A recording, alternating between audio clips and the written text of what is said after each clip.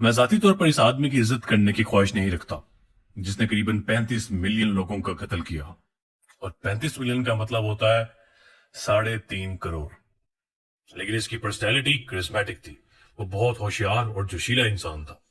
اس کا کوئی political back ground نہیں تھا اور نہ ہی اس کے پاس اتنی دولت تھی، لیکن پھر بھی وہ تاریخ میں اتنا نامور شخص کیسے بن گیا؟ اس کی زندگی کا وہ اہم موڑ کون سا تھا جس نے دنیا کا نقشہ بدل دیا؟ ورلڈ وار 2 کا آغاز کیسے ہوا؟ یہ ساری کہانی آج میں آپ کو بتاؤں گا۔ ہٹلر 1879 میں آسٹریا کے شہر برونو میں پیدا ہوا۔ اپنی نوجوانی میں وہ ایک ناکام آرٹسٹ تھا، اور اسی دور کے حالات و واقعات نے اسے پرجوش جرمن قوم پرست بھی بنا دیا۔ ورلڈ وار 1 میں اس نے جرمنی کی فوج میں اپنی خدمات انجام دی، جس پر اسے بہادری کے 2 تمغے ملے۔ لیکن جرمنی کی شکست نے اسے ہلا دیا اور وہ غصے میں آ گیا۔ اب بدلے کی آگ اس کے دل میں جنم لے رہی تھی۔ 1919 میں جب وہ 30 سال کا ہوا تو اس نے میونچ کی ایک چھوٹی سی رائٹ ونگ پارٹی جوائن کر لی، جس کا نام بعد میں چینج ہو کر national socialist German workers party, جسے حرف عام میں نازی پارٹی کہتے ہیں، اور 2 سال کے اندر ہی وہ اس پارٹی کا لیڈر بھی بن گیا۔ ہٹلر کی قیادت میں نازی پارٹی میں مضبوطی آئی اور اس میں تیزی سے اضافہ بھی ہوا، حتیٰ کہ نومبر 1923 میں اس نے بغاوت کی کوشش بھی کی، لیکن بغاوت ناکام ہو گئی اور اسی سلسلے میں اسے گرفتار کر لیا گیا۔ اس پر غداری کا مقدمہ بھی چلا اور سزا بھی سنا دی گئی، لیکن وہ 1 سے بھی کم سال کے عرصے میں جیل سے رہا ہو گیا۔ 1928 تک یہ پارٹی دوسری سیاسی جماعت کے مقابلے میں ابھی بھی چھوٹی تھی، تاہم جنگ ہارنے اور ملک کی اکانومی تباہ ہونے کی وجہ سے باقی پارٹیز کا مورال گرنے لگا۔ نازی پارٹی نے اس موقع کو غنیمت جانا اور لوگوں میں اپنا اعتماد پیدا کیا، اور 40 سال کی عمر میں 1933 میں ہٹلر جرمنی کا چانسلر بن گیا۔ چانسلر بنتے ساتھ ہی ہٹلر نے ایک ڈکٹیٹرشپ قائم کر لی۔ بہت سی پولیٹیکل پارٹیز کے لیڈر کو مارا پیٹا جاتا یا جان سے مار دیا جاتا، اور اسی طریقے سے نازی پارٹی نے اپنے ٹرائلز کو بھی ختم کر دیا جو ان پر بغاوت کے بعد لگے تھے۔ ہٹلر اپنی عوام کی سپورٹ حاصل کرنے میں بھی کامیاب ہو گیا تھا، کیونکہ وہ بے روزگاری اور جرمنی کی اکانومی کو بھی کافی بہتر کر چکا تھا۔ لیکن وہ ڈکٹیٹر بننے کے بعد بھی اپنا مقصد نہیں بھولا اور جرمنی کا بدلہ لینے اور اس کے وہ علاقے جو دشمنوں کے قبضے میں تھے واپس لینے کی کوشش کرتا رہا۔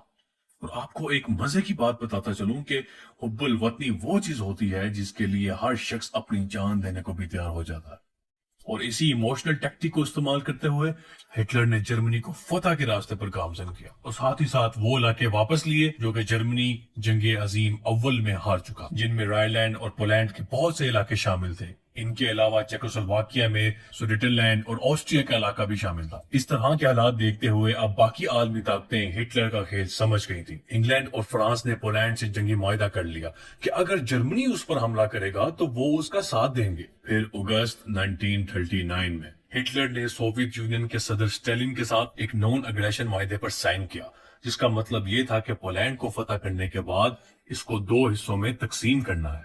اور پھر 9 دن بعد جرمنی کی 15 لاکھ کی فوج پولینڈ میں داخل ہوئی، اور ٹھیک اس کے 16 دن بعد سوویت یونین نے بھی پولینڈ پر حملہ کر دیا۔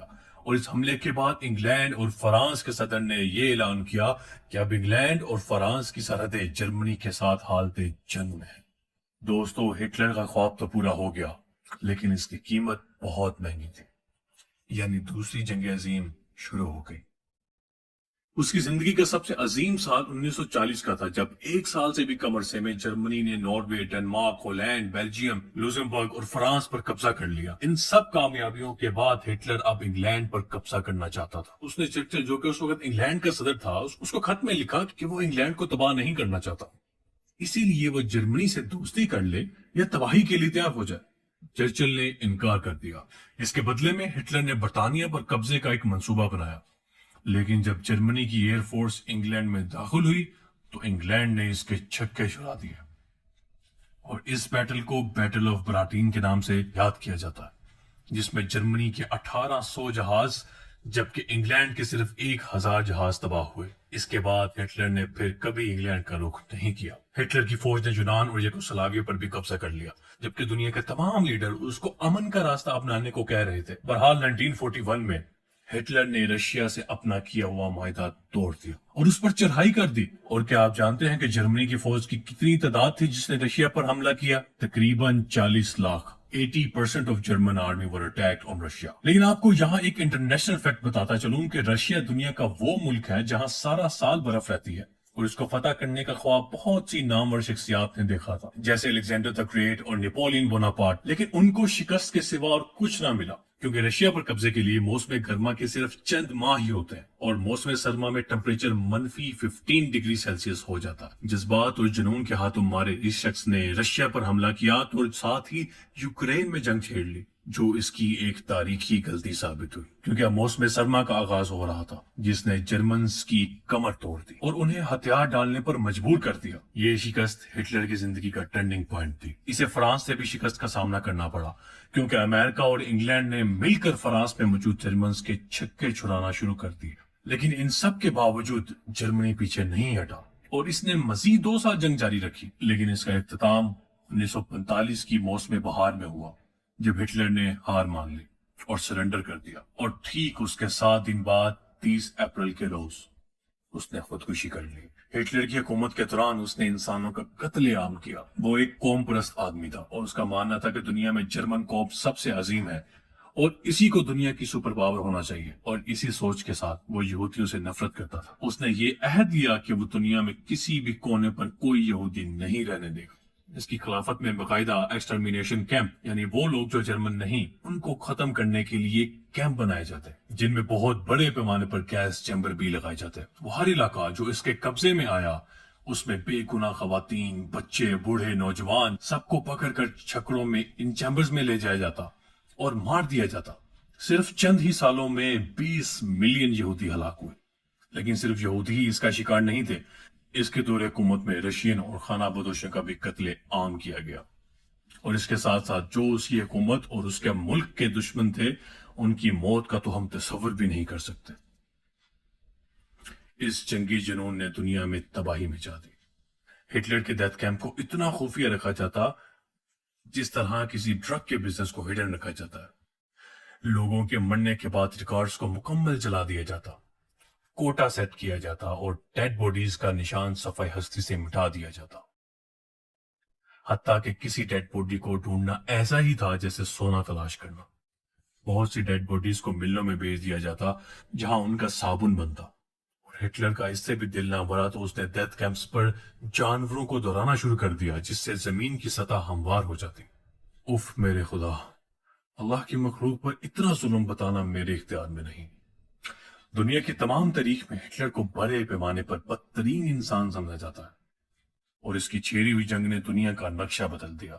2 ارب سے زیادہ لوگ اس میں لقمہ اجل بنے۔ یہ تقریباً دنیا کی اس وقت کی 3% آبادی تھی۔ ملینز کی تعداد میں لوگ اپنے گھروں سے ہاتھ دھو بیٹھے، لاکھوں لوگ ذہنی مریض ہو گئے، اور کروڑوں کی تعداد میں لوگ زخمی ہوئے۔ بالآخر اس جنگ کے اثرات انتہائی تباہ کن ثابت ہوئے۔ لیکن ان سب کے علاوہ اگر ہٹلر کی پرسنالٹی کو دیکھا جائے تو وہ زبردست کریکٹر کا مالک تھا۔ وہ آسٹریا میں پیدا ہوا تھا، جرمنی میں نہیں۔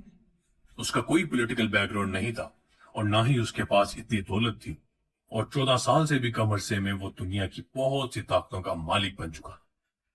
اس کی آواز میں ایسا جادو اور ولولہ تھا کہ اس کی بات سننے والے اسے فوراً متاثر ہو جاتے۔ ہٹلر کا خیال تھا کہ اس کی حکومت پوری دنیا پر ہوگی، اور آپ دیکھیے کہ یہ خواب ہی رہا۔ اس کے مرنے کے قریباً 12 سال تک بہت سے ممالک آزاد ہو گئے۔ کچھ ہی عرصے تک جرمنی وہ جگہ بھی ہار گیا جو کبھی ہٹلر کے زمانے میں اس کی تھی۔ اس کا دوسرا خواب دنیا سے یہودیوں کا خاتمہ کرنا تھا، لیکن ہٹلر کی موت کے 15 سال بعد 2000 سال کی تاریخ میں پہلی دفعہ یہودیوں نے اپنی ایک ریاست بنا لی، جسے اسرائیل کہتے۔ ہٹلر جمہوریت کے بھی خلاف تھا، اور آج آپ دیکھیے کہ جرمنی میں اس وقت جمہوریت برقرار ہے۔ ہٹلر کے ظالمانہ عمل سے اس نے سکندر اعظم، نیپولین بوناپارٹ اور چنگیز خان کو بھی پیچھے چھوڑ دیا۔